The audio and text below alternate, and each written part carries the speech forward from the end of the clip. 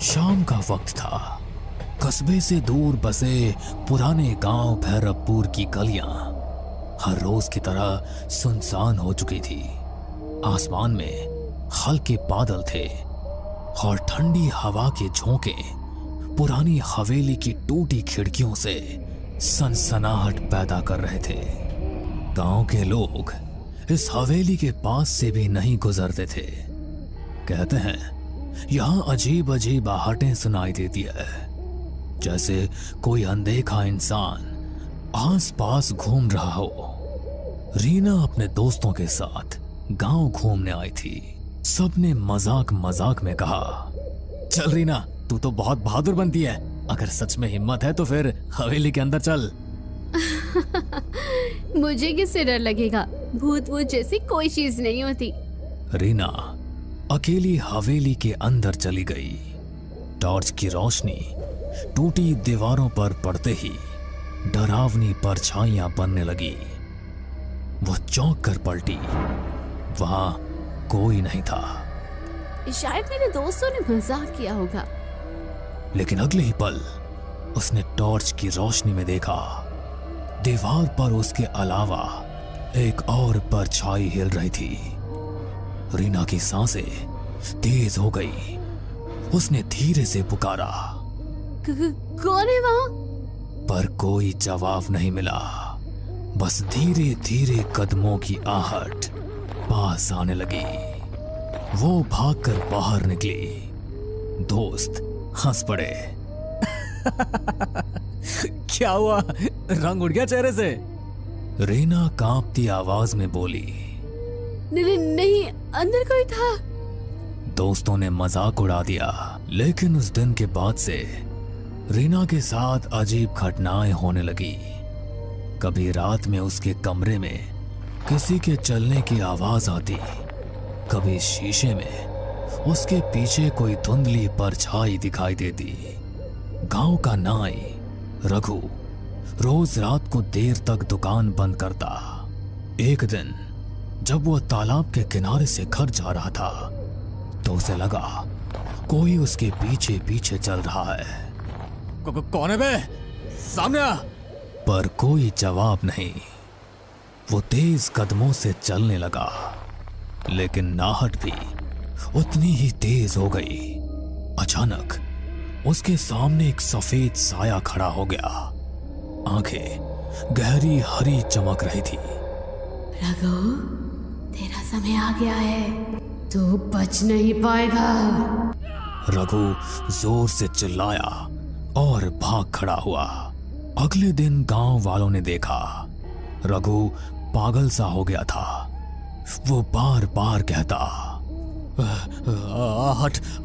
आहट मुझे ले जाएगी, आहट मुझे ले जाएगी। अनिरुद्ध गांव के स्कूल में मास्टर था। वो भूत प्रेत में विश्वास नहीं करता था। लेकिन एक रात जब वो हवेली के पास से लौट रहा था तो उसने साफ साफ सुना जैसे भारी जूतों की आवाज उसके पीछे से आ रही हो। अरे ये कैसी आवाज है? यहां तो कोई और नहीं है। वो मुड़ा, लेकिन पीछे सिर्फ खाली सड़क थी। फिर अचानक उसके कान में किसी ने फुसफुसाया, तू बच नहीं पाएगा। रीना, रघु और अनिरुद्ध तीनों अलग अलग लोग थे, लेकिन सबने एक ही चीज महसूस की और वो थी आहट। गांव में धीरे धीरे डर फैलने लगा।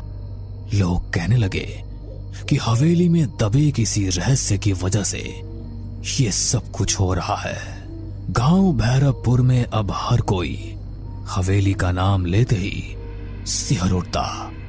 रीना का चेहरा अब पीला पड़ चुका था।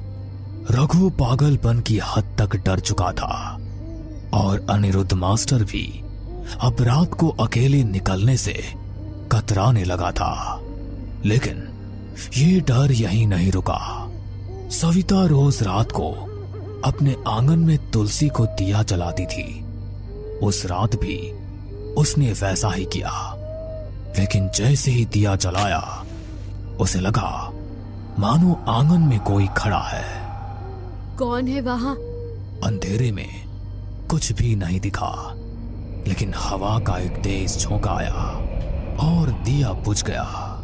सविता ने माचिस जलाई, तभी देखा आंगन के कोने में एक औरत खड़ी थी, काली साड़ी में, बाल बिखरे हुए। हे भगवान! वो औरत धीरे धीरे आगे बढ़ी और उसके कान में फुसफुसाई, आहट सुनो, आहट सुनो, तुम्हें कोई लेने आ रहा है। सविता चीख पड़ी। घर वाले दौड़े, लेकिन वहां कोई नहीं था। अगर यहां कोई आत्मा है तो आज मैं उसे शांति दूंगा। वो मंत्र पढ़ने लगा। तभी हवेली की सीढ़ियों पर धीमे धीमे कदमों की आवाज आई। कौन है वहां? कोई जवाब नहीं, लेकिन अचानक उसके सामने लोहे की जंजीर अपने आप हिलने लगी। मोहन घबरा गया, लेकिन हिम्मत करके मंत्र पढ़ता रहा। तभी दीवार पर खून से लिखा उभर आया, आहट से बचना नामुमकिन है। मोहन के हाथ से माला गिर गई। वो भागते भागते गांव लौटा। ये जगह अशुभ है, वहां कोई अनदेखी शक्ति है। अमर गांव और कस्बे के बीच बस चलाता था। एक रात उसकी बस में कोई भी यात्री नहीं था। बस सुनसान सड़क से गुजर रही थी। अचानक उसने देखा बस की पिछली सीट पर कोई बैठा है। उसने शीशे में देखा सफेद कपड़े पहने एक आदमी, जिसका चेहरा धुंधला था। अरे कौन है? टिकट तो लो। कोई जवाब नहीं। अमर बस रोककर पीछे गया। सीट खाली थी। वो लौटकर ड्राइवर सीट पर बैठा। तभी उसके कान में आवाज आई, बस चलते रहो, आखिरी मंजिल तो मेरे पास है। अमर की हालत खराब हो गई। उस दिन के बाद उसने रात में बस चलाना ही छोड़ दिया। गांव वालों की दहशत सुनकर पुलिस ने जांच के लिए डीसीपी अरविंद को भेजा। अरविंद बहुत तर्क संगत इंसान था। भूत प्रेत की बातों पर हंसता रहता था। अरे ये सब अंधविश्वास है, मैं खुद हवेली जाऊंगा और देखूंगा। रात को वो टॉर्च लेकर हवेली पहुंचा। दीवारें खंडहर हो चुकी थी, लेकिन अचानक सीढ़ियों पर भारी कदमों की आहट गूंजी। रुको, कौन है वहां? उसने टॉर्च जलाई। सामने कोई भी नहीं था, लेकिन अगले ही पल उसे लगा जैसे किसी ने उसके कंधे पर हाथ रखा हो। वो पलटा, वहां सिर्फ हवा थी। फिर उसने कानों में साफ सुना, तू सच जानना चाहता है तो तहखाने में उतर। अब तक अलग अलग लोगों ने अलग अलग तरीके से आहट सुनी थी।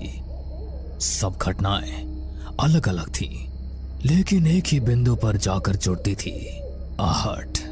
मुझे लगता है हवेली में कुछ राज छिपा है। जब तक पता नहीं चलेगा, ये सब हमें चैन से नहीं जीने देंगे। अरे तू पागल हो गई है क्या? तू फिर से वहां जाना चाहती है? हाँ, अगर सच्चाई सामने नहीं आई तो यह आहटें हमें ऐसे ही डराती रहेगी। गांव भैरवपुर अब दहशत का पर्याय बन चुका था। लोग रात को घर से बाहर निकलना बंद कर चुके थे।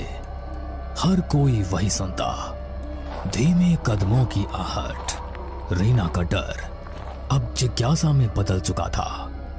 उसने तय किया कि वो हवेली के तहखाने तक जाएगी, लेकिन अकेले जाना मुमकिन नहीं था। उसने अंकित, मास्टर अनिरुद्ध और पुलिस अधिकारी अरविंद से मदद मांगी। हमें सच का पता लगाना होगा, वरना ये आहटें हमें जिंदा खा जाएंगी। ठीक है, मैं पुलिस वाला हूँ, पीछे हटना मेरे बस का नहीं। चलो आज रात तहखाने में उतरते हैं।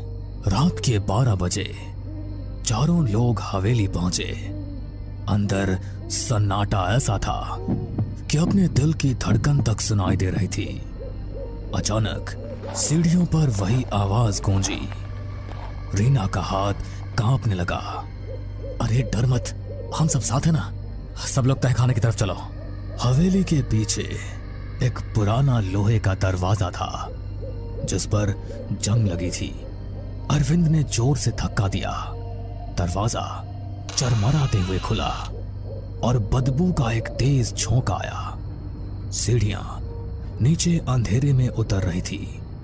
चारों लोग नीचे उतरे। तहखाना ठंडा और सीलन भरा था। दीवारों पर काई जमी थी और बीचों बीच एक टूटी चौकी रखी थी। देखो वहाँ। दीवार पर खून से लिखा था, आहट मेरा शाप है, जो सुनेगा उसका अंत होगा। ये सब किसने लिखा होगा?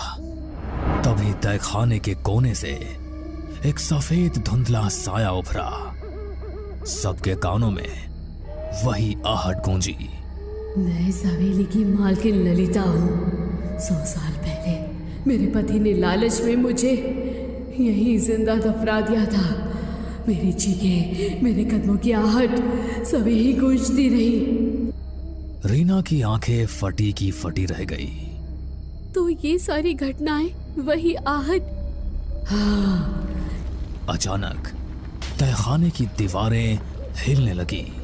छत से मिट्टी गिरने लगी। ये क्या हो रहा है? मेरा श्राप अनंत है। जो सच जानता है वो भी आहट से बच नहीं सकता।